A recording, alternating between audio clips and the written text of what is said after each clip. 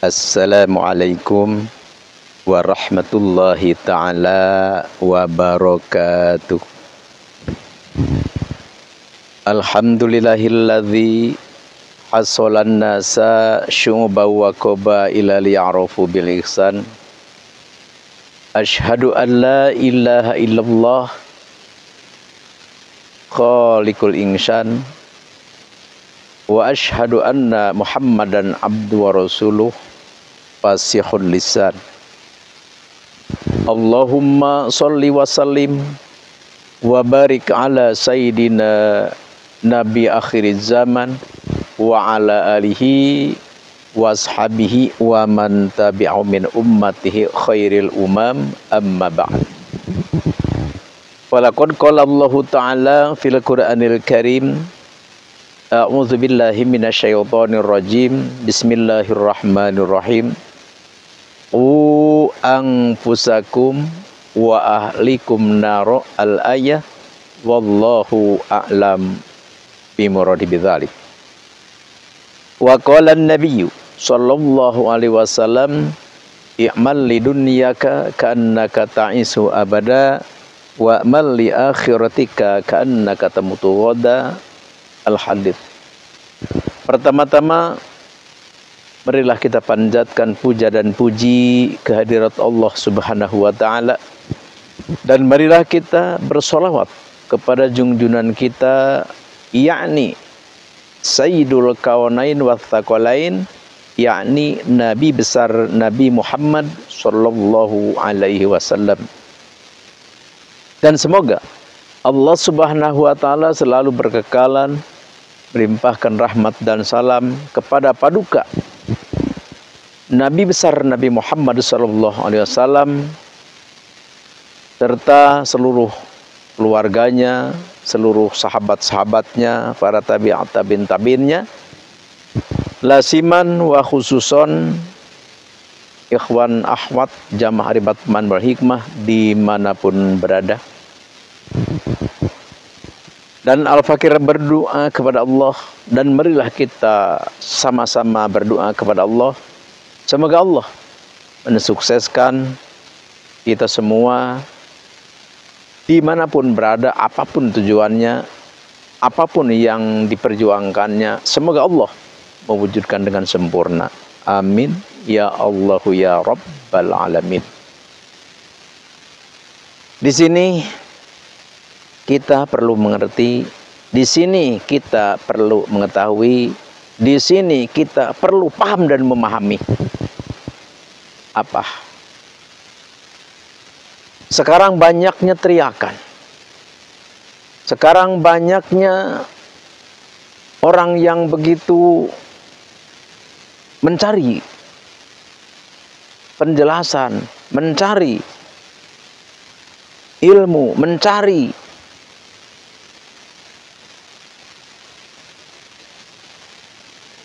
keingintahuan,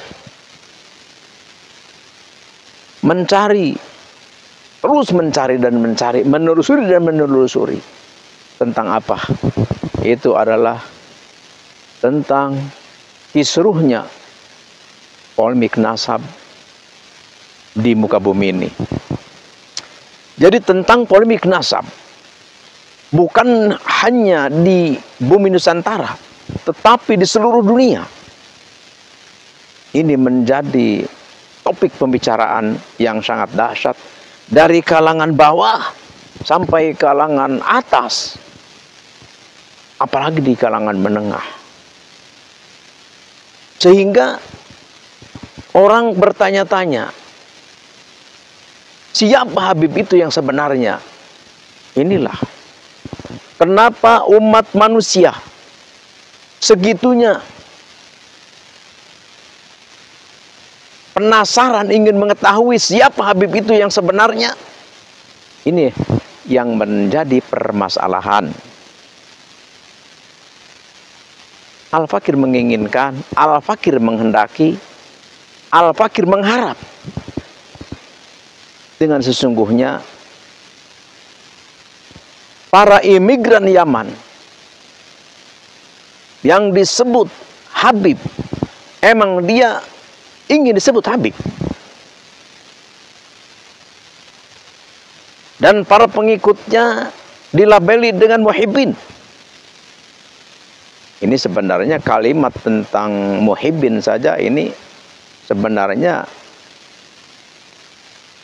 terlalu. Karena yang namanya muhibbin itu orang yang mencintai. Jelas. Katsiru dzikruhu wa katsiru kalamuhu. Jadi harus benar-benar selalu mengenang, selalu setia, selalu meladeni apa yang diinginkan majikannya. Nabi Muhammad sallallahu alaihi wasallam saja. Nabi Muhammad sallallahu alaihi wasallam saja tidak melabeli kepada pengikutnya itu adalah dengan muhibbin, tapi dilabeli dengan sahabat. Apa bedanya muhibbin dengan sahabat? Kalau sahabat itu adalah sama-sama. Sama-sama gimana? Ya tidak ada lebih-lebihan, tidak ada gagah-gagahan, tidak ada untuk meminta dilayani sepenuhnya. Yang namanya sahabat itu sama-sama. Ya semacam seperti apa? Duduk bersama, ini itu bersama. Jadi kompaklah, kekompakan. Beda dengan muhibbin. Kalau muhibbin Al-Fakir katakan tadi, muhibbin itu ya benar-benar katsiru dzikruhu wa katsiru kalamuhu. Jadi benar-benar kita mencintai, benar-benar kita mewujudkan, meladeni apa yang diminta. Sebenarnya kalau saja muhibbin ini diterapkan ke Rasulullah, itu memang harus. Kita sebagai umat Nabi Muhammad benar-benar harus jadi muhibbin, pencinta Rasulullah. Itu jelas harus. Karena adanya apapun di muka bumi ini atau di luar muka bumi ini, tentu adanya Rasulullah Shallallahu Alaihi Wasallam. Jadi keingintahuan umat, keingintahuan bangsa Nusantara atau bangsa di dunia terhadap para Habib ini ingin tahu apa? Benarkah mereka itu keturunan Nabi? Atau hanya mengaku-ngaku saja? Atau hanya membodohi saja? Atau hanya berbohong saja? Na'udzubillah. Kenapa ini baru terjadi? Ya maksudnya kan gini, kita ini kan yang namanya Habib diakui cucu Nabi itu kan bukan kemarin sore. Udah ratusan tahun. Udah ratusan tahun. Tapi kenapa baru sekarang? Ya ini yang menjadi permasalahan. Dulu Kiai Haji Imaduddin Utsman Al-Bantani justru mengisbat bahwa Habib Ba'alwi adalah nyambung ke Rasulullah. Tapi kok ijik-ijik justru berbalik, bahkan membatalkan. Ya sebenarnya sih yang membatalkan bukan Kiai Imaduddin, cuman Kiai Imaduddin adanya kewaswasan, adanya kemangmangan, adanya kemelut di dalam hatinya karena perlakuan Habib itu sendiri yang tidak mencontohkan, yang tidak membuktikan apa? Bahwa dia itu adalah keturunan Rasulullah yang diaku oleh dia. Apa? Ya dari tingkah lakunya, arogan, sombong, frontal, selalu membuat kekisruhan, suka menghina bangsa Nusantara, melemahkan, menghina kiai ulama Nusantara, mengagung-agungkan leluhurnya, merendahkan yang bukan klannya.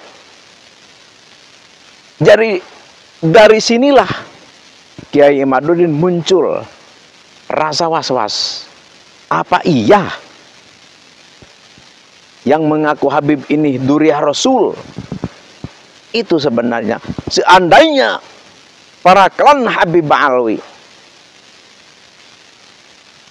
berperilaku bagus seperti di masa-masa awal, tidak akan terjadi seperti ini. Tapi sekarang memang sudah seperti ini, istilahnya sudah nasi menjadi bubur, ya udah tidak apa-apa. Tapi ya walaupun nasi telah menjadi bubur, ya bubur pun banyak yang suka, bubur pun banyak yang memerlukan, nggak apa-apa. Artinya apa? Ya artinya ya Al-Fakir sarankan, Al-Fakir anjurkan, Al-Fakir justru berharap para klan Habib Alwi ini menerima tesis Kiai Imaduddin dan menerima penelitian-penelitian para ulama Nusantara. Karena masalah polemik nasab ini tentang Habib Alwi ini bukan abad sekarang saja. Dari mulai abad 5 dulu abad 9, abad 15, sekarang abad ke-20. Cuma bedanya kalau polemik zaman dulu reda. Polemik lagi abad ke-9 reda. Mencuat lagi, muncul lagi. Polemik abad 15 reda. Ini muncul abad ke-20. Hampir 3 tahun daripada reda justru malah membesar, bergeliling seperti bola panas. Kenapa bisa begitu? Ya karena keadaan masa zaman beda.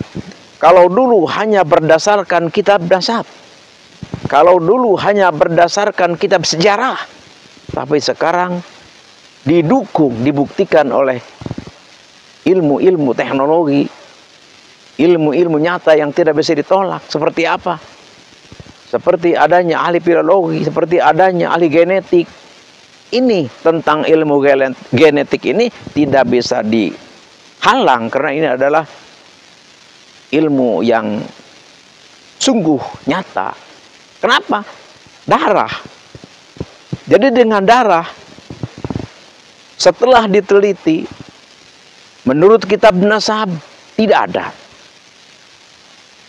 Karena mereka mengaku bahwa leluhur mereka adalah Sayyid Ahmad. Ternyata Sayyid Ahmad di dalam kitab nasab semua tidak mengatakan bahwa punya anak yang namanya Ubaidillah. Jadi Sayyid Ahmad itu anaknya hanya 3. Ini sudah maklum, sudah pada tahu semua. Hanya Muhammad, Ali, dan Husain. Jadi kalau mereka mengakui leluhurnya Ubaidillah, ini jelas. Kalau istilah bahasa Kiai Imaduddin itu adalah maudhu'un, jelas palsu. Mardudun, jelas tertolak. Munqati'un, jelas putus. Tuh, jadi menurut ahli nasab, ahli sejarah, ahli filologi seperti itu, pas di tes DNA pun ternyata darah mereka justru melenceng ke India, Kaukasus. Jangankan keturunan Nabi, keturunan Arab pun bukan.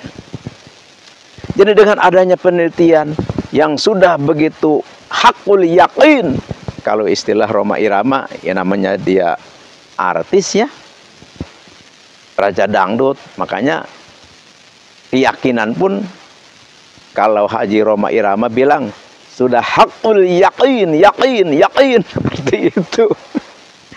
Jadi oleh karena itu Al-Fakir berharap, Al-Fakir menyarankan, Al-Fakir meminta, udahlah semua atau udahlah para klan Habib Alwi nerima saja, terima saja tesis-tesis para ahli ini, karena ini adalah memang sudah benar-benar diyakini oleh seluruh rakyat Nusantara. Sekarang hampir seluruh rakyat Nusantara, bangsa Indonesia sudah tidak mempercayai lagi bahwa Habib itu adalah turunan Nabi. Jadi walaupun kita pertahankan sedemikian rupa, tetap tidak akan bisa dipertahankan. Jadi daripada kita hancur lebur, daripada kita benar-benar berantakan, ya lebih baik kita udah taslim saja, kita akui saja bahwa Anda, klan Habib Ba'alwi itu adalah bukan keturunan Nabi. Entah walaupun seperti itu, justru Anda benar-benar gentle. Kenapa? Kenapa? Karena Anda mau mengakui kebenaran. Jadi kalau istilah bahasa Nabi, bahasa Rasulullah, batrul haq wa ghamtun nas. Jadi orang yang menolak, yang mengingkari dengan kebenaran, dengan hak, penelitian ini berarti kan wa ghamtun nas, suka merendahkan orang lain, itu adalah kategori takabur. Orang yang takabur itu adalah la yadkhulul jannah, tidak akan masuk surga. Na'udzubillahi min dzalik. Sekarang begini, ada di antaranya bangsa Nusantara, ya bangsa pribumi, terutama di kampung-kampung, di pegunungan-pegunungan, sering Al-Fakir kan kadang ada panggilan undangan pengajian atau peresmian berbagai macam lah. Kadang Al-Fakir diundang, suka ngobrol, menceritakan tentang Habib itu adalah bukan turunan Nabi gitu. Tapi banyak di antara mereka orang-orang kampung itu kan, oh kenapa Pak Kiai? Bukankah dari dulu orang-orang tua saya, kakek saya juga katanya Habib itu turunan Nabi. Itu kadang ya mereka, saya mau ngikutin orang tua saya sajalah. Itu tapi hanya sedikit. Jadi sekarang hanya sedikit yang masih mengakui bahwa Habib itu turunan Nabi. Jadi yang sebagian besarnya itu sudah tidak mempercayai lagi.